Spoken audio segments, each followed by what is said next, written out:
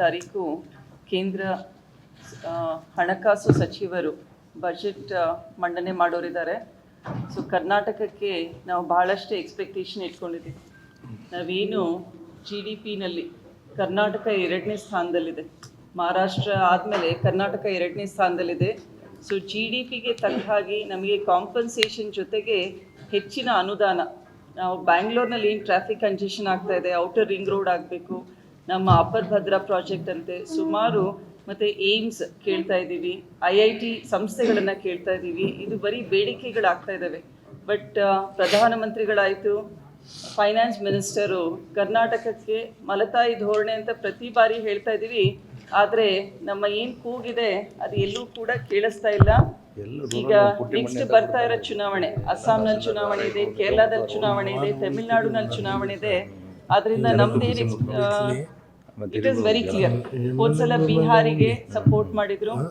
So ಈ ಬಾರಿನೂ ಕೂಡ ಡೆಫಿನೆಟ್ಲಿ ಕೇಂದ್ರ ಸರ್ಕಾರ ಸ್ವಲ್ಪ ಹೆಚ್ಚಿನ ಅನುದಾನವನ್ನ ಎಲ್ಲಿ ಎಲೆಕ್ಷನ್ ಬರ್ತಾ ಇದೆ ಅಲ್ಲಿ ಬಿಡುಗಡೆ ಮಾಡ್ತಾರೆ. ಬಟ್ ಕರ್ನಾಟಕಕ್ಕೆ ನಿಜವಾಗ್ಲೂ ಬಹಳ ಸಮಸ್ಯೆ ಆಗ್ತಾ ಇದೆ. ಅಭಿವೃದ್ಧಿಯಲ್ಲಿ GDP ಕಾಂಟ್ರಿಬ್ಯೂಷನ್ ಅಲ್ಲಿ ಇಷ್ಟೊಂದು ಒಳ್ಳೆ ರೀತಿನಲ್ಲಿ ಸ್ಟೇಟ್ಸ್ ಪರ್ಫಾರ್ಮ್ ಮಾಡುವಾಗ ಕೇಂದ್ರ ಸಚಿವರು ಕೂಡ ನಮಗೆ ಒಳ್ಳೆ ಗ್ರಾಂಟ್ಸ್ ಕೊಡಬೇಕು. ಆಸ್ ಪರ್ ಸ್ಟ್ಯಾಟಿಸ್ಟಿಕ್ಸು ಕರ್ನಾಟಕ ಪ್ರತಿ ವರ್ಷ 20,000 ಕೋಟಿ ಕಳ್ಕೊಳ್ತಾ ಇದೆ ಬಿಕಾಸ್ ಆಫ್ ಕಂಜೆಷನ್. ಸಿಟೀಸ್ನಲ್ಲಿ ಮೊಬಿಲಿಟಿ ಕಷ್ಟ ಆಗ್ತಾ ಇದೆ ಅಂದರೆ ಈವನ್ ಇಂಟರ್ನ್ಯಾಷನಲ್ ಮಟ್ಟದಲ್ಲೂ ಮಾತಾಡ್ತಾ ಇದ್ದಾರೆ. ಸೊ ಆದ್ದರಿಂದ ಕೇಂದ್ರ ಸಚಿವರು ಇದನ್ನು ಅರ್ಥ ಮಾಡ್ಕೋಬೇಕು. ನಾವೇನು ಹೇಳ್ತಾ ಇದ್ದೀವಿ, ವಿಶ್ವದಲ್ಲೇ we should be the 3rd largest economy, 5th largest economy ಅಂತ ಹೇಳ್ತೀವಿ. But one States R performing well, ಅವ್ರನ್ನ ಫೈನಾನ್ಷಿಯಲಿ ಸಪೋರ್ಟ್ ಮಾಡಬೇಕಾಗಿರೋದು ಕೇಂದ್ರದ ಜವಾಬ್ದಾರಿ ಆಗುತ್ತೆ. ಅದ್ರ ಜೊತೆಗೆ MSME ಸೆಕ್ಟರ್, ಮೊನ್ನೆ ತಾನೇ ಹೇಳಿದರು ನಮ್ಮ ಏನು ಫೈನಾನ್ಸ್ ಮಿನಿಸ್ಟರು MSME ಬಗ್ಗೆ, ಆಮೇಲೆ ಸ್ಟಾರ್ಟಪ್ಸ್ ಬಗ್ಗೆ.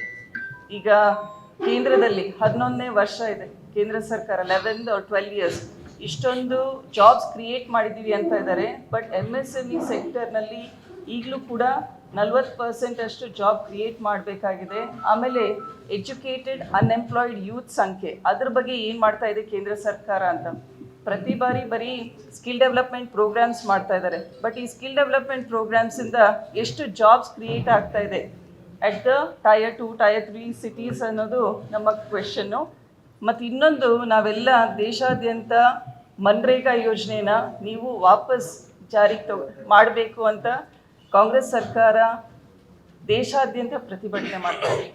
ಸ್ಟೇಟ್ ಮಟ್ಟದಲ್ಲಿ, ಡಿಸ್ಟ್ರಿಕ್ಟ್ ಮಟ್ಟದಲ್ಲಿ ಮತ್ತು ತಾಲೂಕು ಹಳ್ಳಿಗಳಲ್ಲಿ. ನಿನ್ನೆ ನಾವು ಅರ್ಸಾಪುರ ಗ್ರಾಮದಲ್ಲೂ ಕೂಡ ಕಾಲ್ನಡಿಗೆ ಮೂಲಕ ಪ್ರತಿಭಟನೆ ಮಾಡಿದ್ದೀವಿ.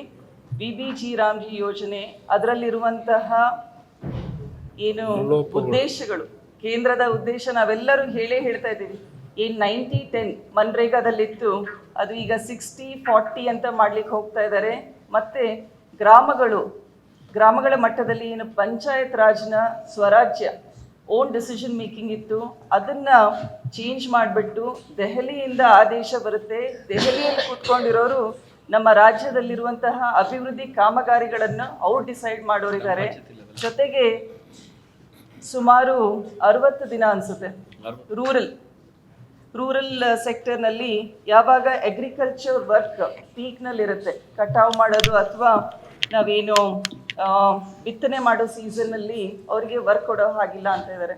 ಸೊ ಈ ರೀತಿ ಕಾನೂನು ಅದರಲ್ಲಿ ಏನು ಅರ್ಥ ಇದೆ, ಇರುವಂತಹ ಮನ್ರೇಗಾ ಯೋಜನೆಯಿಂದ ಸುಮಾರು 20 ಕೋಟಿಗೂ ಹೆಚ್ಚು ಕುಟುಂಬಗಳು ಅದರ ಮೇಲೆ ಡಿಪೆಂಡೆಂಟ್ ಆಗಿದೆ. ಸೊ ಕೇಂದ್ರ ಸರ್ಕಾರ ಯಾವಾಗಲೂ ಕೂಡ ಒಂದು ಸ್ಕೀಮ್ ಜಾರಿ ಮಾಡೋದು. ಸ್ಟೇಟ್ ಈಗಾಗಲೇ ಸಾಕಷ್ಟು ಆರ್ಥಿಕ ಹೊಣೆ ಇದೆ ಅವರಿಗೆ. ಬಜೆಟ್ನಲ್ಲೂ ನಮಗೆ ಕೊಡ್ತಾ ಇಲ್ಲ, 60-40 ಮಾಡ್ತಾ ಇದ್ದಾರೆ. ನಮ್ಮ ಸೆಂಟ್ರಲ್ ಸ್ಕೀಮ್ಸ್ಗೆ ಟೈಮ್ ಬೌಂಡಾಗಿ ಗ್ರಾಂಟ್ಸು ರಿಲೀಸ್ ಮಾಡ್ತಾ ಇಲ್ಲ.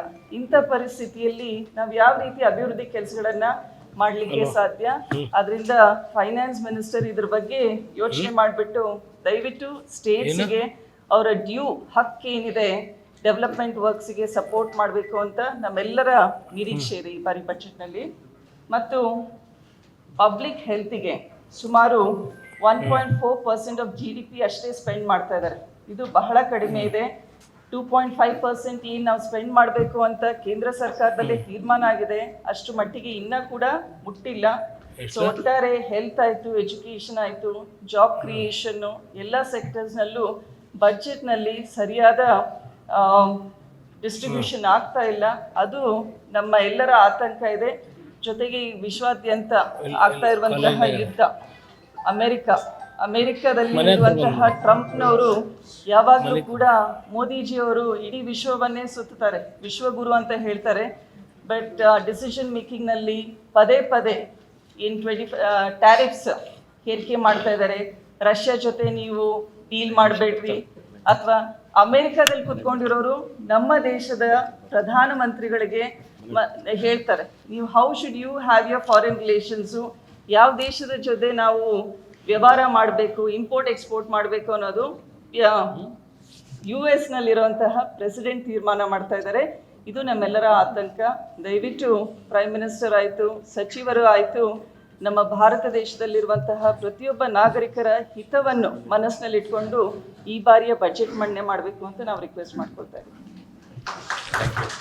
ನಿರ್ಭೀತ, ನಿಷ್ಪಕ್ಷಪಾತ, ವಿಶ್ವಾಸಾರ್ಹ ಸುದ್ದಿಗಳಿಗೆ ಮತ್ತೊಂದು ಹೆಸರಾಗಿರುವ News18 ಕನ್ನಡ ಈಗ ಆಪ್ನಲ್ಲೂ ಲಭ್ಯವಿದೆ. ದಯವಿಟ್ಟು ಇಲ್ಲಿರುವ QR ಕೋಡ್ ಅನ್ನು ಸ್ಕ್ಯಾನ್ ಮಾಡಿಕೊಂಡು ಆಪ್ ಡೌನ್ಲೋಡ್ ಮಾಡೋದಕ್ಕೆ ಮರಿಬೇಡಿ. ನಿಮ್ಮ ಬೆಂಬಲ ಹೀಗೆ ಸದಾ ನಮ್ಮೊಂದಿಗಿರಲಿ. ಧನ್ಯವಾದ.